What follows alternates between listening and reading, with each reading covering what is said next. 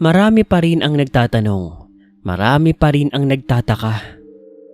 Gwapo nga ba talaga si Mang Kanor? Pogi ba talaga siya? Sino bang kamukha niya? Elvis Presley? Richard Gutierrez? Alden Richards? Hay nako, sa totoo lang, kahit pagsamasamahin mo pa sila, wala silang palag sa akin. Joke. Biro lang po, baka maasar na naman kayo. Pogi ako. Gusto niyo ako makita? Sige, magpapa-face reveal ako. Pero bago yan, dapat umabot muna sa 1 million views itong video na to. Deal or no deal? Anyway, huwag nyo nang hanapin kung nasaan ako. Huwag nyo nang alamin kung ilang taon na ako. Huwag nyo na rin asahan na magpapakita ako sa inyo o matutulungan ko pa kayo sa mga pangangailangan ninyo sa kung saan-saan. Pero kung magpapahalik kayo sa akin, magpapahipo, baka pwede nating pag-usapan yan. Joke ulit. Baka may maasar na naman dyan eh. Pinapatawa ko lang kayo. Napakainit ng panahon eh. Para mas lalo kayong mag-init, mas lumamig naman ang mga ulo ninyo. Ipagpatuloy na po natin ang kwentuhan. Sa pagkabigo nga po namin sa pagsugod namin sa mansyon ni na Madam Cynthia, hindi namin alam ang susunod na gagawin. Nakaramdam kami ng takot, kilabot, pagkabigla. Kasi akala namin kahit papaano makakalaban kami pero wala eh. Magagaling at malalakas talaga ang pamilya na yon. Lalo na yung tatlong magkakapatid. Yung Milaka, Nima at Marco. 2 babae at 1 lalaki. Partida hindi pa nga lumalaban ng masyado si Madam Cynthia noon eh. Parang nagpipigil pa siya. Pero wala kami halos naging laban. Buti na nga lang, walang masyadong napinsala. Walang namatay. Tapos nakaligtas pa kami ng mga tao. Mga kawawang dalagitang binihag nila. Isa na nga doon si Leia. Sa totoo lang ay nablangko kaming lahat noon kung ano ang mga susunod naming hakbang. Lalo na si Mang Domeng, Mang Pulito, pati na Mang Wancho. Sila kasi ang namumuno sa aming lahat doon. Sila ang gumagamot, nag-iisip ng mga plano at kung ano-ano pa. 3 araw matapos ang engkwentro, nagpatawag ng pagpupulong si Mang Domeng. Lahat kami ay nandoon. Yung mga bihag, yung mga albularyo, si Nena, pati si Mariana. Kasama na yung pamilya niya, yung 3 aswang, pati yung nanay niya. Sa totoo lang, kung babalik tayo doon ay magmumukha lang tayong tanga. Base sa kalapating pinalipad ko doon, sa matang ikinabit ko sa kanya, nandun lang ang pamilya. At sa pagkakataon na ito, mas nagdadagdag pa sila ng mga aswang nakakampi. Ang masama pa, nagpaplano silang mandukot ulit ng mga dalagita. Kung ganun, Domeng, anong plano mo? Kailangan natin manghingi ng tulong. Mas malalakas. Mas marami. Para manalo. May mahihingan ka pa ba ng tulong? Meron pa, Pulito.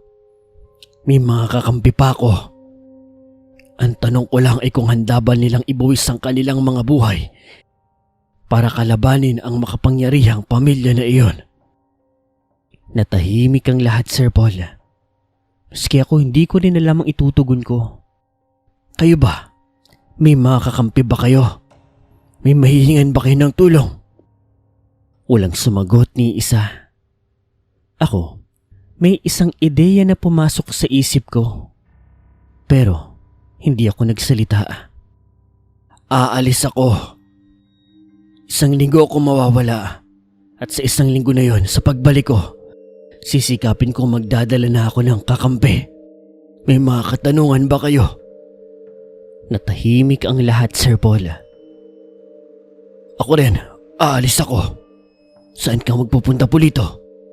Hindi ko alam. Susubukan kong humingi rin ng tulong. Bahala na. Babalik ako makalipas ng 1 linggo. Ganon din kami ng pamilya ko. Sige, Wancho. Mag-iingat kayo. Magkita-kita na lang tayo pagkatapos ng 1 linggo. Kagaya pong nang napagkasunduan, umalis nga po sila Mang Wancho pati ng pamilya niya. Ganon din si Mang Pulito.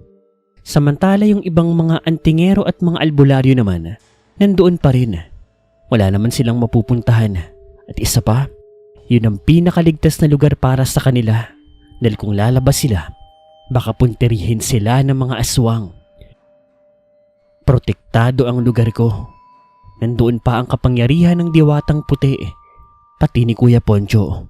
Kaya walang basta-bastang makakapasok ng mga aswang o mga maligno o kung sino mang mga masasamang laman lupa na hindi ko pinahihintulutan. Kaya ligtas para sa amin yun ang magsama-sama kami doon. Bago umalis si Mang Domeng, kinausap ko siya. Mang Domeng, saan ho kayo pupunta? Hindi ko pwedeng sabihin, bata. Mang Domeng, yung huling ginawa niyo po na ritual, yung nakapagpalabas po kayo ng mga espiritu ng mga kalansay, paano niyo po nagawa yun? Sabi ko naman sa iyo, delikado. Buhay ang binayad ko para makapagpalabas ng ganoon. Mula yun sa kapangyarihan sa kaliwa, sa kadiliman, sa masasama. Alam ko. Pero pwede niyo bang ituro ito sa akin?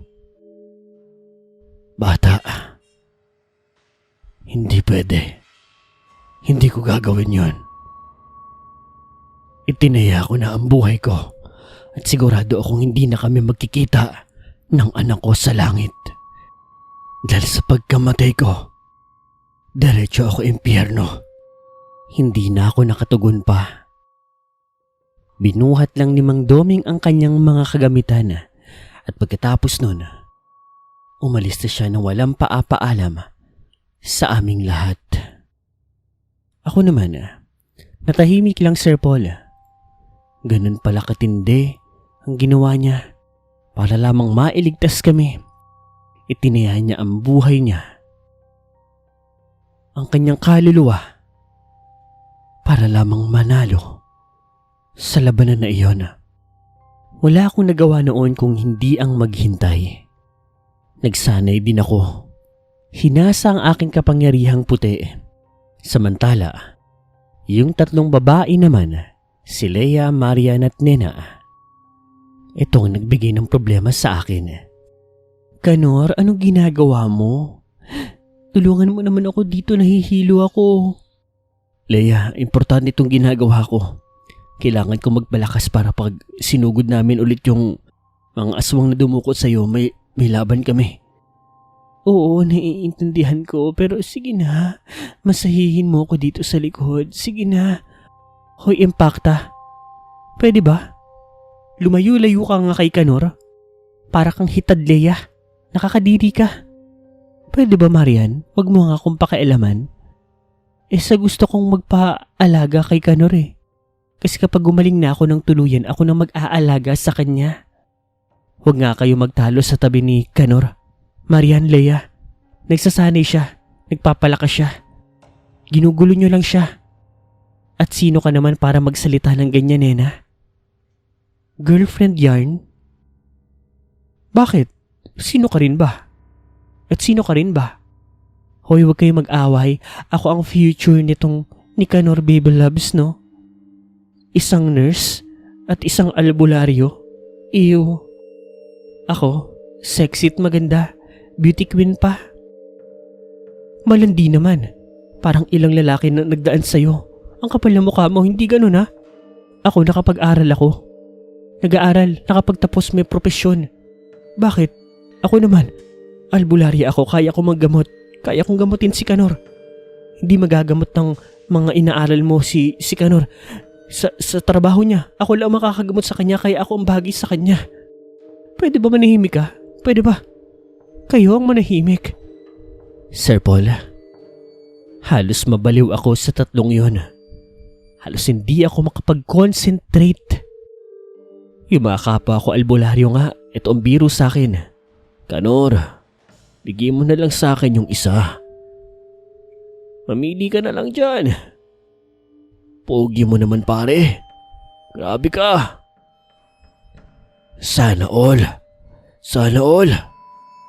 Siyempre Sir Paul, hindi naman nila sinabi yung sana all noon. Pero yung ibig sabihin nila noon, siyempre yung mga salitaan noon, parang sana all na rin kung itutumbas mo sa mga salitaan ngayon. Ako kasi noon Sir Paul, hindi ko pa talaga maisip yung paglalandi. Ang pinaka-prioridad ko noon, yung pamilya nung Madam Cynthia. Napakalakas nila. Kailangan namin silang matalo. Kailangan kong makapagpalakas. Kailangan naming makahanap ng karagdagang tulong. Kailangan naming manalo dahil kung hindi, maraming mga dalaga ang mabibiktima nila. Ang aanakan, papatayin at kakainin. Gan katindi kawalang hiya ang pamilya na yon. Ay nako, Lord naman, sabi ko bigyan mo ako ng love life. Hindi sakit ng ulo. 3 babae. Diyos ko. 3 wife, what a life. Habang nagtatalo yung 3 babae na iyon, palihim akong umalis doon sa teritoryo ko. Nagsabi na lang ako doon sa ilan kong mga kaalbularyo na aalis muna ako at may pupuntahan lang. Sila na muna ang bahala. Ang sabi pa nga nila sa akin, Kanor, kapag umalis ka, bahala ka. Baka hindi ka na balikan ng mga chika babes mo. Napaismid na lang ako at napatawa. Bahala ka, ako sila. Ang sasakit sa ulo ng mga babae na yun. Ako naman Sir Paul, naglakad-lakad ako sa mga kagubatan. May plano kasi ako. Ito yung naisip ko na hindi ko na rin nasabi kay Mang Domeng. Yung kapre. Sir Paul, sa totoo lang po, hindi ko na matandaan yung pangalan ng kapre na iyon. Pero, sa sandali na ito, tatawagin na lang po natin siyang Burikat. Kasi sa totoo lang, may hawig po dyan yung pangalan niya. Nasa dulo lang ng dila ko. Hindi ko lang makalabit, hindi ko lang masabi. Kaya siguro, Burikat na lang ang ipapangalan natin sa kanya. At yun ang plano ko. Meron nga pala akong mahihinga ng tulong. Yung kapre. Nang masiguro kung nakalayo na ako sa teritoryo ko at nasa mas liblib na ako na bahagi ng kabundukan ng Ternate, dito ko na siya tinawag.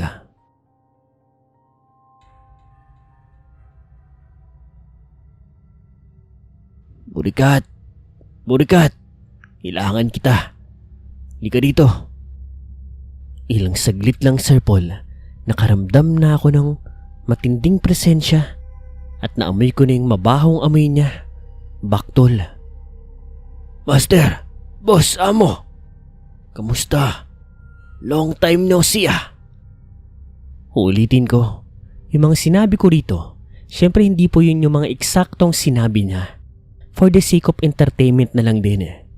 Anong maipaglilingkod ko sa inyo? Pwede ba? Maligo ka. Baw mo eh. Master naman. Alam mo namang ganito na yung amoy namin eh. Ay, alam ko. Pero baka naman may tsansang mabukasan yung amoy mo. Master, kapag mas malakas ang amoy ng kapre, mas malakas din ang kapangyarihan. Ay, di bale. Masasanay din siguro ako. Kailangan sana kita eh. Tungkol saan, Master? Kaya mo namang sigurong lumaban sa mga aswang, di ba? Sa mga aswang? Pwede naman. Basta mga hindi tulad kong engkanto, kaya kong labanan. Depende rin siyempre, baka mamaya mas malakas sa akin. Sa lakas mo nga na yan, malamang mahirapan ka pero malaking bagay pa rin yung lakas mo. Tsaka yung itim na kapangyarihan na ginamit mo sa akin noon, malakas yun ah. Pwede mo magamit yun sa kanila. Paano mo nga pala nakuha yun? Siyempre, Master, kailangan mo rin mandaya. May kinuha lang ako, may kinalabit dito sa loob ng mundo namin. Sa isang iglap, Sir Paul, napadpad muli ako sa mundo ng biringan. Alam ko naman na dinadala niya na ako pabalik doon sa loob nila. Nandun na naman ako sa yungib niya. Mas mabaho yung amoy. At kanino namang itim na kapangyarihan yon? Diablo. Diablo? May diablo rin pala dito sa loob ng mga engkanto? Madami. Kahit nga aswang marami rin. Kahit anong nilalang nandito, marami ring tao rito. Talaga? Pero teka, Master. Bakit ka naman kakalaban ng aswang? Ayaw nga pala, albularyo ka nga pala. Ang ibig kong sabihin, anong kasalanan ng aswang na to? Halos katulad mo rin sila. Gusto magpalahi. Mga dalaga rin ba ang kinukuha nila, Master? Tama ka. Kaya mo ba akong tulungan? Sa pagkakataon na to, ikaw naman yung magliligtas ng mga dalaga. Sige, Master. Gagawin kong lahat para makatulong sa mga babae. Bukod doon, pwede rin ba ako magtanong? Oo naman. Bakit hindi? May mga engkanto ka bang kakilala na pwede kong hingan ng tulong para makipaglaban sa mga aswang? Sa pagkakataon na yun, Sir Paul, bigla pong nag-iba ang tingin sa akin ni Burikat. Mas naging seryoso siya. Bigla rin ako nakaramdam ng takot sa kanya. Hindi dahil sa sasaktan niya ako o banta siya sa akin, kundi parang yung mga susunod niyang sasabihin parang mabigat at hindi basta-basta. Ganun ba talaga kayo kadesperado? Oo. Hindi ko pa masyadong kontrolado o nagagamaya o mailabas ang buong potensyal ng kapangyarihan ng puti ko. Kaya kailangan kong humingi ng tulong sa iyo. Kung meron pa ako mahihingan, gagawin ko. Meron ako mga kakilalang albularyo.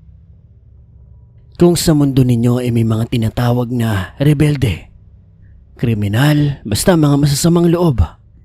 Dito sa amin, may mga engkanto na kung tawagin ay mga mersenaryo. Sila ay mga masasamang elemento, mga kumakalaban sa mga maharlika rito. Gusto nila maghari, kaya gumagawa sila ng masasama. Sa kabilang banda, pwede mong bayaran ang kanilang aktibidad. Kahit sino ka, kahit ano ka pa, basta kaya mong bayaran ang kanilang serbisyo. Kakausapin ka nila. Pero bago yon, handa ka ba talaga? Handa ako. Ang tanong, ano ba ang dapat kong ibayad sa serbisyo nila?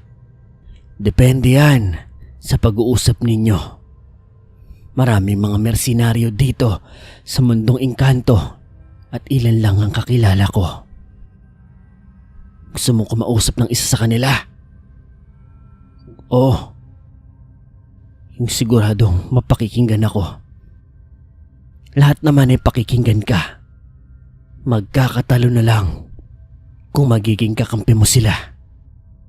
Ora mismo sinamahan ako ni Burikat doon sa loob ng biringan. May mga pinuntahan kaming iba't ibang lugar. Naglakad-lakad kami. Malayo. Pero hindi kami nagpunta sa mga syudad ng engkanto. Ibang lugar yon. Mga madidilim na kagubatan, mga kakaibang lugar. Masasabi kong nakakatakot, nakakakilabot. Habang naglalakbay kami, binato ko kay Burikat ang isang katanungan na matagal ko nang gustong malaman. Burikat, Master, may nakapagsabi raw sa akin na yung mundo ng engkanto, pati mundo ng mga tao, iba. Partikular sa oras. Totoo yan. Ang kasagutan dyan hindi ko rin alam. Paiba-iba kasi. Ganito, kunyari nagpunta ka rito, tapos bumalik ka sa mundo ninyo. Maaaring makabalik ka sa tamang oras. Kung gaano ka katagal na wala, ganun din ang pagbabalik mo. Maaari ding napakatagal. Ibig sabihin, pagbalik mo doon sa inyo lagpas ilang oras, ilang araw, buwan, taon. Pero walang nakakabalik sa nakaraan. Kasalukuyan lamang at hinaharap. Samantala ganun din kami. Pag nagpunta kami sa inyo, Pag bumalik kami dito, pwedeng kung gaano kami katagal na nalagi doon. Ganon din kami nakabalik. Maaring matagal din. Paiba-iba yan. Depende sa laro ng panahon. Nako, yari pala ako nito. Paano kung pagbalik ko sa mundo namin? Tapos na yung labanan. Doon lang tayo nagkatalo. Balik na ba kita sa mundo mo, amo? Hindi. Kailangan ko makakuha ng tulong. Malapit na ba tayo? Malapit na, boss amo. Diyan sa malaking kuweba na yan. Nandiyan ang isa sa mga grupo ng mga mercenaryong engkanto na pinamumunuan ni Rodar. Rodar? Rodar ang pangalan ng pinuno nila? Oo, boss amo. Paano mo nakilala si Rodar? Sa totoo lang, hindi ko siya kilala. Hindi ko siya kaibigan pero hindi rin kami magkaaway. Ang tatay ko at ang tatay niya ay magkaibigan noong kapanahonan nila. At madalas kaming nagkakasama kapag nagkikita sila. Pero mula nang mamatay ang mga magulang namin, hindi na kami nagkita pa. Ngayon malalaman ko kung ano na ang tingin sa akin ni Rodar. Handa ka talagang gawin ito para sa akin? Nangako ako sa iyo, hindi ba? Paglilingkuran kita dahil utang ko ang buhay ko sa iyo. Sa totoo lang, hindi ko inaasahang babanggitin niyo ni Burikat. Natahimik na lamang ako. Mukhang mapagkakatiwalaan ko nga siya. Pumasok kami sa malaking kuweba na iyon at sa labas pa lang, ramdam ko na ang malakas na enerhiyang pumapalibot doon sa loob. Pagpasok namin sa loob, merong komunidad doon. Mga bahay na gawa sa bato. Marami sila. Marami mga engkanto doon at ang itsura nila para sila mga taong bato. Matitigas ang kanilang mga muka, may mga uka-uka, basta bato. At sa pagpasok pa lang namin, sinalubong na kaagad kami ng parang mga kawal nila. At hindi nagtagal, dumating ang kanilang parang pinuno. Noong una ay masama pa ang tingin nito sa amin. Pero nang magtagpo ang mata nila ni Burikat, napangiti ito. Burikat? Ikaw ba yan? Ako nga ito, Rodar. Lumayo kayo. Kaibigan kong isang yan. Nawala ang tensyon sa paligid. Kanya-kanyang balik sa mga kung anong ginagawa nila ang mga engkanto na iyon. Halika rito. Sumunod ka sa akin, Burikat. Halika, sumunod ka sa akin, boss amo. Sumunod ako sa kanila. Nagpunta kami sa may pinakamalaking bahay na bato. Doon sa loob, bato lang literal, mga upuan, hindi ko na kailangan ipaliwanag pa. Anong kailangan nyo rito? Itong tao na to ay pinagkakautangan ko ng buhay. Hihingi siya ng tulong sa iyo. Magandang araw. Ako si Kanor. Isa akong tao. Nababayaran daw ang serbisyo ninyo? Pwede. Depende. Oo. Hindi. Ano bang kailangan mo? Kunin ko sana ang serbisyo ninyo para makipaglaban sa mga aswang.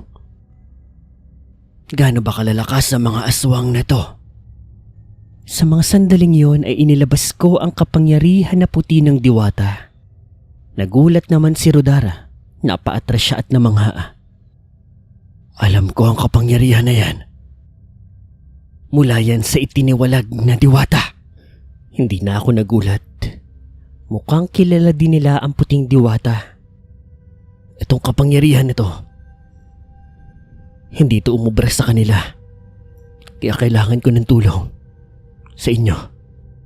Ano bang kailangan kong ibayad? Baguhan kang albularyo? Paano mo nalaman? Halata. Hindi mo pala ilalabas o nagagamit ng 100% ang kapangyarihan ng diwata.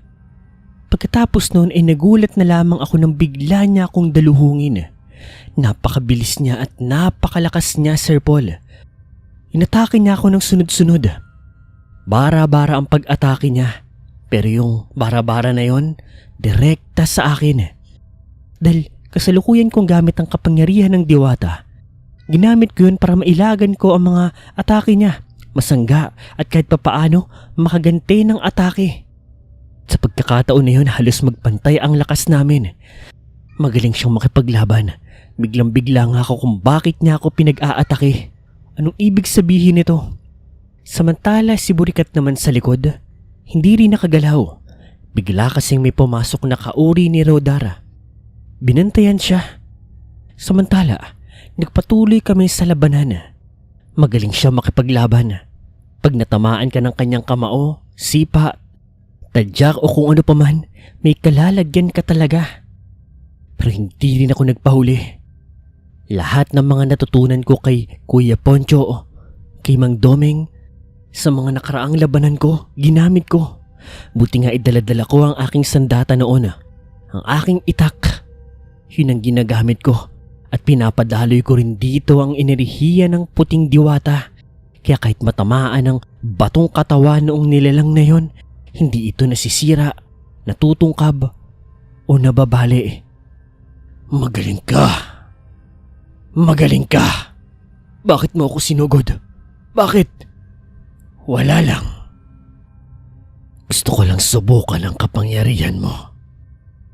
Tinanggal ni Rodar ang itim niyang kapangyarihan. Tumalikod sa akin. Samantala, yung mga tauhan naman niya, binitawan si Burikat. Rodar, anong ibig sabihin nito? Akala ko ba magkaibigan tayo? Kaya nga nagtataka ako kung bakit nagdala ka ng tao dito sa kaharian ko. Kagaya ng sabi ko sa'yo, wala akong pagpipilian. Nakatali na ang buhay ko sa lalaki na ito kaya lahat ng sabihin niya ay gagawin ko. Ibig sabihin na talo ka niya? Oo. Kung gano'n ay sige. Tutulungan kita. Tutulungan mo ako? Kung gano'n ay ano ang kukunin mong bayad? Saka na ako maniningil. Kapag tapos na ang pinatrabaho mo, tatakan mo ko. Para kapag kailangan mo ng tulong ay tawagin mo lang ako. Sinunod ko ang sinabi ni Rodar kahit alam ko na napakadelikado noon. Dahil una sa lahat, hindi ko alam ang kabayarang hihingin niya. Pero sa kabilang banda ay wala na akong pakialam. Kailangan ko ng tulong. Kailangan ko sila. Pagkatapos noon ay lumabas na kami ni Burikat. Bumalik kami sa yungib niya. Master, pasensya ka na. Hindi mo kailangan humingi ng pasensya. Malaking bagay ang ginawa mo. Ngayon ay kailangan ko na magbalik sa mundo ng mga tao. Ibalik mo na ako. At kung kakailanganin ko kayo, tatawagin ko na lamang kayo. Tawagan mo lang ako, Master. Tawagan mo lang ako. Pagkatapos sabihin ni Burikat yon, ay ang siyang pagbabalik ko kung saan ako nagmula. Sa isang liblib na bahagi ng kabundukan ng Ternate. Hindi ko alam kung anong araw na o kung anong oras na. Pero tumakbo ko pabalik. Mabilis, papunta sa aking teritoryo. At nagulat ako sa eksenang inaasahan ko. Kanor, ilang araw kang nawala. Akala ko may nangyari ng masama sa'yo. Saan ka nagaling? Pagkita ko, nandoon si Mang Domeng. Si Mang Pulito, si Mang Wancho at ang mga anak niya, ang mga ibang albularyo, ang ibang antingero. Nandoon si Nena, si Mariana, si Leia. Lahat sila nag-aalala. Gulat na gulat sa pagbabalik ko. Ako naman itakantaka kasi ilang oras lang naman akong nawala at nagpaalam naman ako. Pero bago yon, nagulat ako dahil maraming taong nandoon. Mga nakasuot ng kulay itim. Mga nakakapa. Hindi ko alam kung sino sila. Pero sigurado ako, mga bago namin silang kakampi. Kanor, saan ka nanggaling? Ilang araw kang nawala. Bukas na ang nakatakdang araw. Para sumugod tayo. Mag-iisang linggo kang nawala. Kung saan-saan ka namin hinahanap, akala namin pinatay ka na ng mga aswang na kalaban natin. Oo, anong sinabi ninyo? Bigla ko namang naalala yung usapan namin ni Burikat na kung minsan nga ay iba-iba yung oras. Pero ganun pa man, hindi ko na pinagtuunan ng pansin yon. Sakto't nagpupulong sila. Huwag niyo na hong isipin, alamin kung saan ako nagmula. Importante nandito na ako ngayon. Kailangan na natin pag-usapan, planuhin ang pagsugod sa demonyong pamilya na yon. Tama nga naman si Kanor. Magsimula na kayo. Mamasahin ko muna siya habang nagpaplano kayo. Leia, ano ginagawa mo? Kanoro, eto. Kumain ka na ba? Eto, nagluto ako. Kanoro, magpalit ka muna ng damit. Halika. Leia, Marian. Nena, teka, kasi pinagkaguluhan ako ng 3 babae. Habang yung mga lalaki, babae na nandoon, napatingin na lang sa akin, sa amin. Ako, napakamot sa ulo. Sir Paul, dito ko na po muna tatapusin ang kwento. Abangan nyo ang mangyayaring sagupaan. Mas matindi kumpara sa mga nauna. May dugong dadanak. May pusong hindi natitibok pa.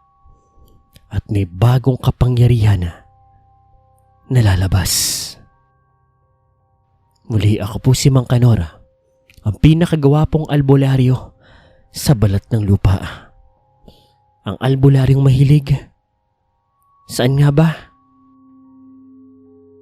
Kayo nang bahala magdugtong. Hello guys, kung umabot ka sa parte ng video na ito, maraming salamat.